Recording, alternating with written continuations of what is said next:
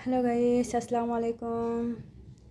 আপনারা সবাই কেমন আছেন? আশা করি আল্লাহর রহমতে ভালো আছেন। আমিও ভালো আছি। আমি একটা টিপস নিয়ে এসেছি, চিতই পিঠা। আজকে চিতই পিঠা রেসিপি নিয়ে এসেছি। আমি আজকে চিতই পিঠা বানিয়ে দেখাবো। প্রথমে আমি চাউলের আটা নিয়ে নিয়েছি 1 কাপ পরিমাণ। হাফ চা চামচ লবণ দিয়ে দিলাম, দিয়ে ভালো করে মিশিয়ে নেব। ভালো করে মিশিয়ে নিয়ে হালকা গরম পানি দিয়ে আটাটা ভালো করে মাখায় নেব। এখানে হালকা গরম পানি ব্যবহার করবেন, ঠান্ডা পানি না, আর অতিরিক্ত গরম পানি না, যা হাতে সবে এমন পানিটা ইউজ করতে হবে।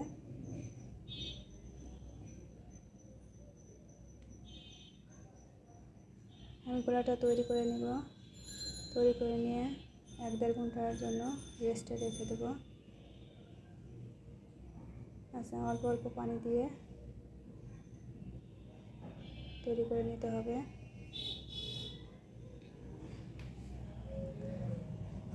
আমি চামচ দিয়ে ভালো করে ডোটা তৈরি করে নিয়েছি।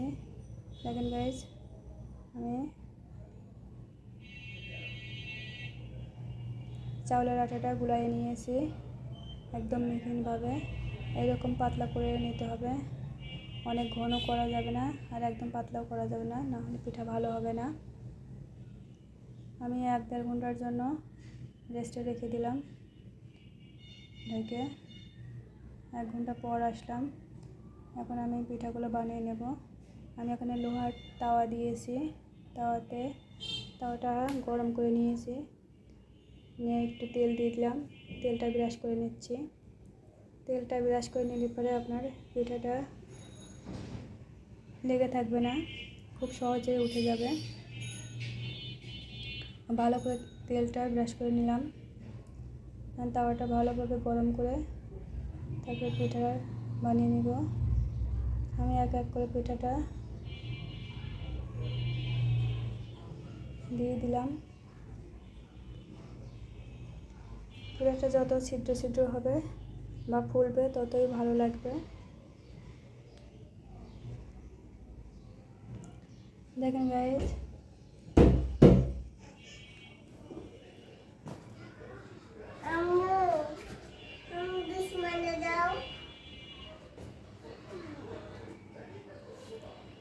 আমার পিঠাটা প্রায় হয়ে গেছে। দেখেন, এটা আমার পিঠাটা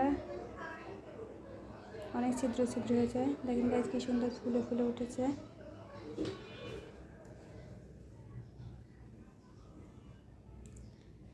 অনেক সুন্দর পিঠাগুলো হয়েছে, অনেক ফুলেছে বা ছিদ্র ছিদ্র পিঠাটা হয়েছে। এইভাবে পিঠাগুলো বানিয়ে অনেক টেস্ট লাগবে। আপনারা ট্রাই করে দেখতে পারেন। ওকে, আল্লাহ হাফেজ।